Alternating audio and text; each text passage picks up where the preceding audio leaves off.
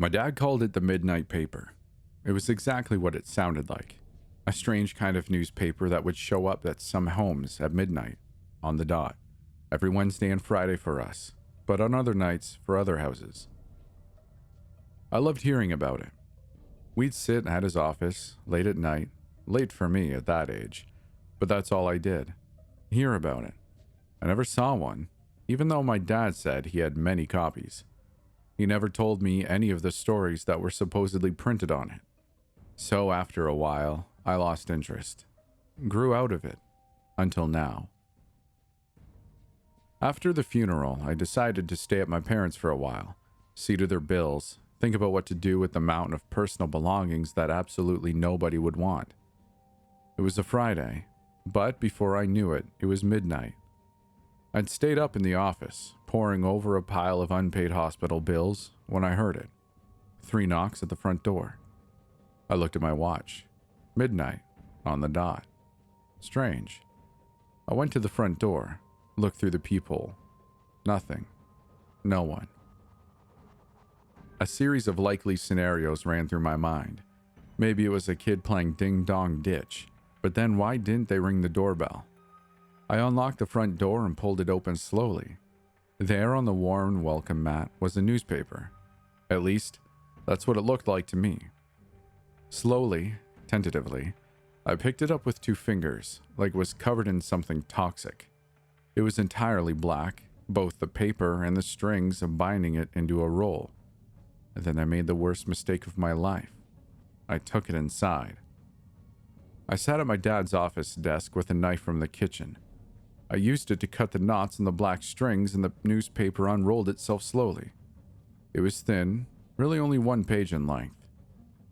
There on the only page, written in blocky white letters, were the words, "The Midnight Paper." This was the headline on the page and the story written below it. Living and dying on the edge, urban legend or dangerous social media challenge. You may not have heard about it, but your kids have. There's a strange building on the edge of town. It's around 15 stories tall, and its rooftop holds a terrifying secret. The tenants know the story all too well. Last December, a girl, whose name this publication has chosen not to publish, attempted to take her own life by jumping off the rooftop and into the cold asphalt approximately 150 feet below. A tragic event, but unfortunately not too uncommon. But if you believe the word in online forums and instant messages, this was no ordinary suicide attempt. Not because of the circumstances leading up to it, but because of what happened when the girl climbed over the railing, separating safe rooftop concrete, and fatal plunge. As soon as the girl lifted 1 foot off the edge, something strange happened. A series of images bombarded her mind. It was her father, crying in her bedroom, surrounded by his daughter's belongings. Then it was her funeral. All her friends in suits and dresses with grief and pain racking their faces. Then it was her own body, what was left of it, twisted and broken and bloated and covered in stitches, yet still crammed into a dress. The girl put her foot back on the edge, shocked out of her fatal decision. But then, for some reason, she lifted her foot once more. The images came back, but this time they were different. It was her wearing a graduation gown. It was her in a college dorm. It was her with a boy. She hopped back over the railing and took the stairs down. The way down. The safe way down. She told a friend who, mockingly, told another friend. That friend told a few others. You know the rest. Someone posted it online, and soon the internet ran with it. That building became a million others in a million different towns. And for some reason, people started trying it out. They'd go out in groups to play what soon became known as the ledge game. If you stood on the edge of a rooftop, on the wrong side of the railing, and stuck 1 foot out, you could see your own future. One such group decided to try the game out, with disastrous consequences.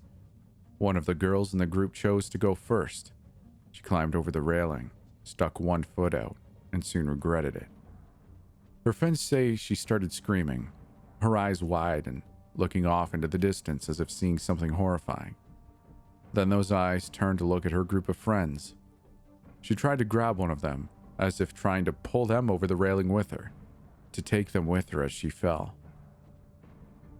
There was a funeral, with crying friends and a closed casket, much like the first girl saw. Instead of dissuading other teens from trying the game out, this news soon became an urban legend in its own right, growing into an indispensable part of the original tale. But there's something many people can't stop thinking about. What did that girl see? Whatever it was bad enough for her to ignore the visions of her own funeral and her own mangled body. Whatever it was bad enough for her to try to take her own friend's life too. Some people say it was to spare her a fate worse than death. Maybe we'll never know. Or maybe, like in some versions of the story, we'll all know soon enough. Because the girl was pointing at the sky before she left, as if she could see something that nobody else could. That was the only story on the only page of the Midnight Paper.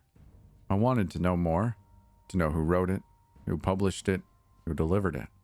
And I knew, like a piece of intoxicating, dangerous knowledge, that all I had to do to know more was wait for the next edition to hit the welcome mat, and I'll come back here to tell you all what it says. It's gone. The first Midnight Paper, which arrived last Friday, has somehow vanished. I put it in a drawer in my dad's study and now it's gone. Either someone broke in and stole it or I don't know. It sounds ridiculous, but then again, this whole thing is. Maybe it disappeared on its own. After last time, I wanted to be prepared. Tonight, I set a chair by the front door and waited anxiously since 11 o'clock. Every time a car drove by, every time a leaf crunched on the asphalt outside, I rushed to the peephole, but nothing. The minutes dragged. Time seemed to stretch. I felt this feeling before when I ordered something I really wanted online and I knew it was delivery day. But this was different. Something about this paper is just wrong. If anyone else has gotten one, you'd know. It feels like looking at something you're not meant to be seeing. Like it somehow slipped through the cracks, past all the rigid laws of ordinary life. It made its way to you. Holding one in your hand feels like you're touching a physical manifestation of a mistake.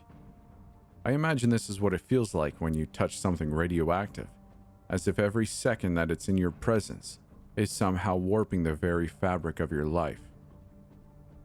11:55. It's close.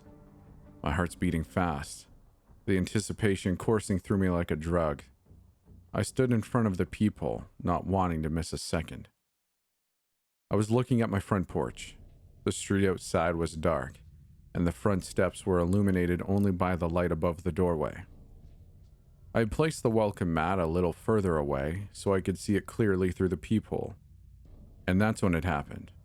The light above the doorway started to flicker slowly, then faster and faster. Suddenly it shut off completely.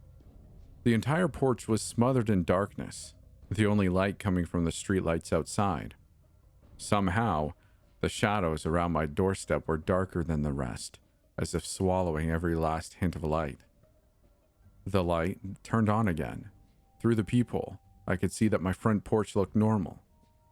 The bulb above the doorway shone steadily as if nothing had happened. I rushed, my finger slamming against the lock, and pulled the front door open. The front porch was empty. The street was empty. 1 second passed. 2.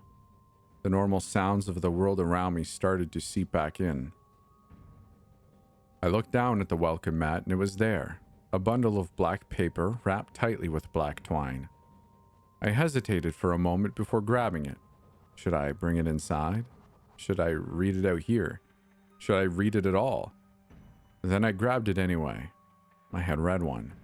That threshold had already been crossed. I took the paper into my dad's study and set it down on his desk.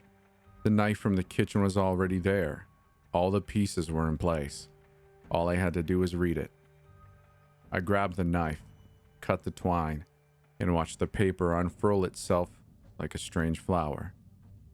Immediately the words jumped out at me, and I started reading. There were a few pages this time, including the front cover, but still only one story. This is what was printed on those black pages. The removal doctor. Police warn of dangerous individual. After a spate of reports of a so-called removal doctor, local police urge residents to stay away from strangers who approach them in public places and to avoid abandoned buildings of any kind. It started a few months ago. The first report appeared on an online forum for reporting interactions with strange individuals, and this one certainly fit the bill. The anonymous user stated that she was walking across a public park just before closing time when a man approached her and introduced himself as the removal doctor. The woman wrote that, at the time, the man seemed professional, reliable, and had a strange persuasiveness about him. The man gave the woman a card and walked off. She has since lost it, but according to her, the card simply had an address printed on either side. The next day, the woman decided to check the address out. She inputted it into a map application and arrived, only to discover that the building had long since been abandoned. Undeterred, she found an open door and walked in. The rest is internet history. Inside the building, the woman was greeted by what looked like a state-of-the-art clinic. The floors were epoxy and spotless.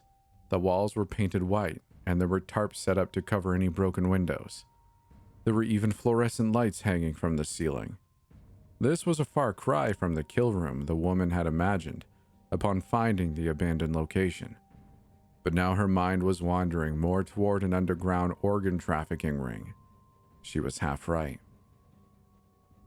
The woman reports that she found the door to a clinic in the back of the building. She knocked and was welcomed inside. What was awaiting her was a consultation office straight out of a high-end hospital. There were doors to several rooms. One she could see was labeled as containing a CAT scan machine. Another was labeled as a dental office. In the center of the room was a desk. Behind that desk was the same man she had met in the public park. The woman was unable to describe him clearly in her post, only stating that the man was wearing a lab coat and that his face was hidden behind a surgical mask. The man wasted no time getting down to business. He introduced himself again as the removal doctor and explained to her that he was in the business of removing things from the human body. Anything you can think of, he said. The woman was clearly unconvinced and somewhat alarmed, but the man assured her that it was a voluntary procedure and one that had the potential to be life-saving. The doctor proceeded to ask the woman to name one thing about herself that she was unhappy with. A memory, a body part, an inconvenient habit, anything. Even a tumor or a fatal condition such as cancer or a clogged artery. Online, the woman admits that she wasn't in her right mind. She was, after all, ignoring a million red flags that are staples of a dozen alleged accounts. Accounts that have transcended culture, time, and location to become old wives' tales everyone has grown up with.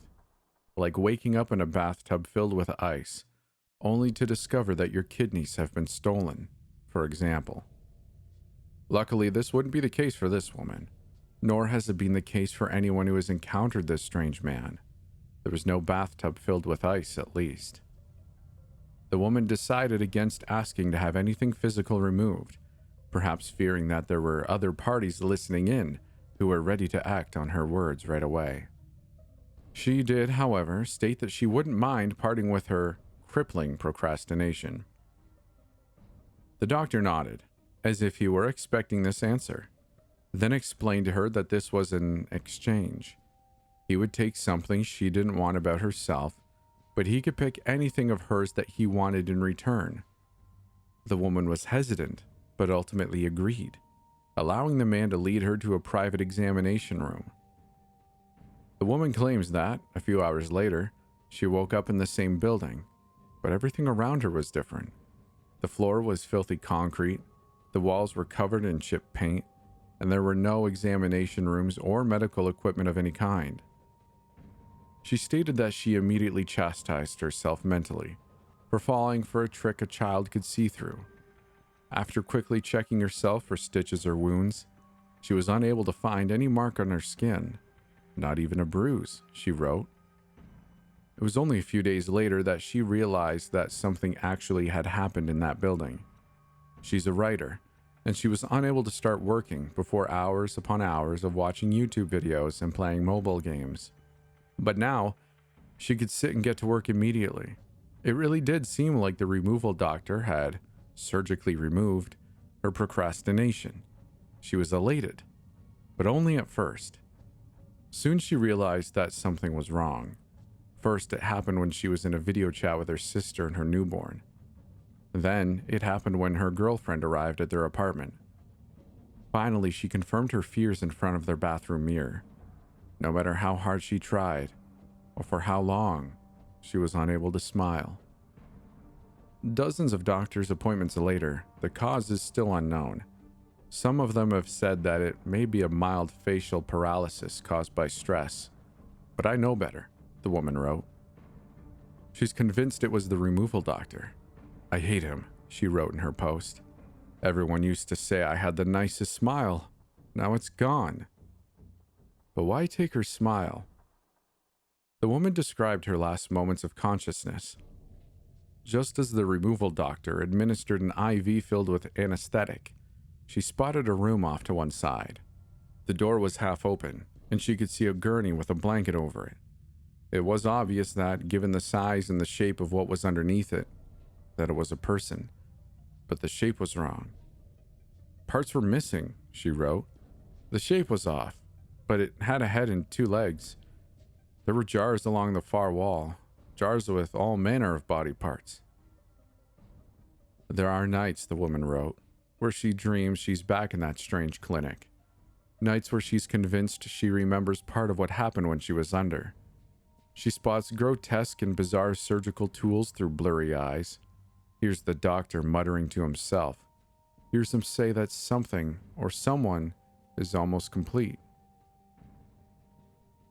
Other stories about the removal doctor's patients have surfaced. One man who claimed to have asked the doctor to remove his addiction to cigarettes had his tongue removed as well. Another man who asked to have his fear of heights removed had his ability to drive taken. A man with a brain tumor asked for it to be removed, only to wake up without one of his legs. A woman asked for her depression to be removed and lost one of her eyes in the process. One of the accounts spreading the rumor even claimed that a missing person who was found without his head was one of the doctor's victims. Still, when asked what, if anything, this person may have asked to have removed, this anonymous poster couldn't say. Whatever it was had to be huge. Maybe something that he and a large group of people shared, like a fear or a financial condition. Speculation abounds in most of these reports, but this headless corpse shares something in common with all other alleged reports. In all cases, there were no stitches, no wounds, no scars of any kind. Whatever the doctor took, it was as if it had never existed. This fact has baffled both law enforcement and medical professionals looking into these reports. This publication would like to remind you of the police department's request. If a man approaches you with a business card and introduces himself as the removal doctor, remove yourself from the situation immediately and call 911 when at a safe distance to report your sighting. Do not, under any circumstances, go to the address on the card. Do not, under any circumstances, ask for something to be removed from your body or your personality. You will lose something in return. I put the paper down, confusion growing through my brain like a strange kind of infection. I could feel my heart beating faster again. I knew something was wrong, not just because of what was written on the pages or how the paper was delivered. A few internet searches later and I found out I was right. There were no reports online of a removal doctor or a ledge game either way. So why were the articles mentioning their presence on the internet and the media? Was the writer of these articles just making these reports up?